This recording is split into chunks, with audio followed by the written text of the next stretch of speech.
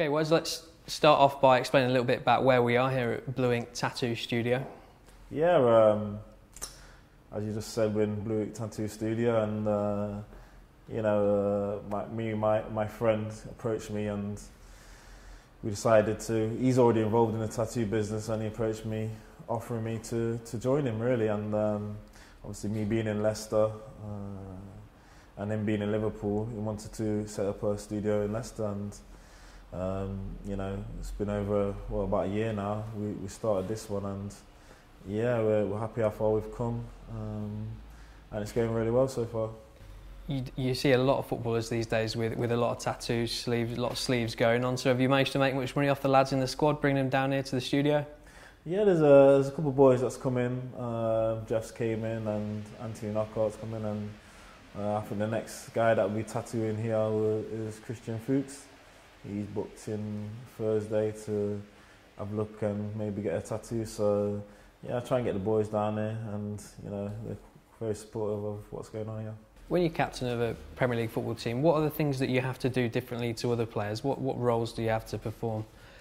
It's more the delegation side, if the management or the staff want something translated from them to the players, I'm normally the point of call they go to, and making sure the boys are doing all their jobs on the field and off the field to some degree, and just keeping an eye on things. And if the boys want me to find out about something, I'm the person that will go to the staff or go into the staff room and find out what's going on or get something changed.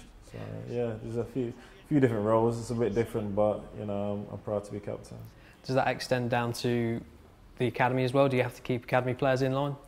Yeah, I had to speak to one of the young players the other day, and the youth team manager sometimes speaks to me, and he says, for example, there's one player that needed a bit of advice on how to play on the field and what to do and stuff like that. So I'm always happy to, give my experience or say what I think, and trying to help out wherever I can.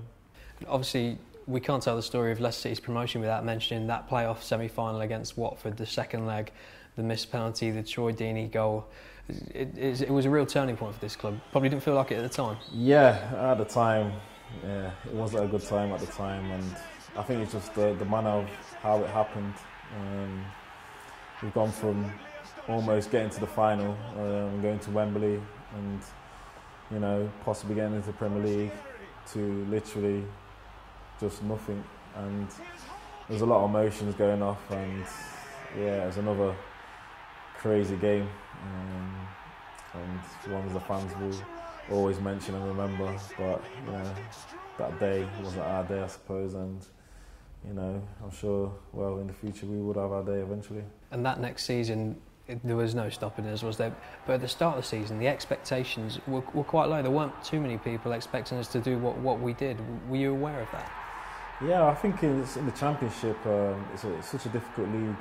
You can't predict who's going to come out of that league, definitely. And I remember we weren't favourites as such, and it probably helped us. We didn't have the pressure on us, or the expectation of getting to the Premier League or being one of the teams pushing for the Premier League. And we've definitely proved some people wrong, and like you said, we flew all season, and it was a fantastic season. So in the Premier League then, you're there, but then all of a sudden you've got to perform. Was it much of an adaptation for you? Did it take much getting used to? Yeah, obviously, I'm sure most players watch the Premier League and watch all the best players and see how they perform, and yeah, you play against some of the world's best players there is out there, and you have to be on form each and every game, definitely, otherwise you're going to get punished. So definitely it was a lot of adapting for me. I think for a player in my position, it was definitely the concentration side of things, and positional side of things, because you're playing against players that will make the run, and the players will find the run with the pass, and you can't switch off for 1 second. So there's a lot of adapting to do, but as a team, I believe we could do it, and we survived that season. And just finally, Wes, you're captain of Leicester City Football Club. What does it mean to you after spending a few years here now to be captain of this great club? Yeah, obviously from where I joined the club and then obviously getting the captaincy and to take the club into the Premier League and to get it to the place it is now and me to be at the helm and to be the captain throughout that time and to see the players coming in and out and to manage the boys. It's such a great set of lads that I've had I've had to play alongside, and it's a real honour to be the captain of such a great club, and I want to continue and push on and take the club as far as it can go.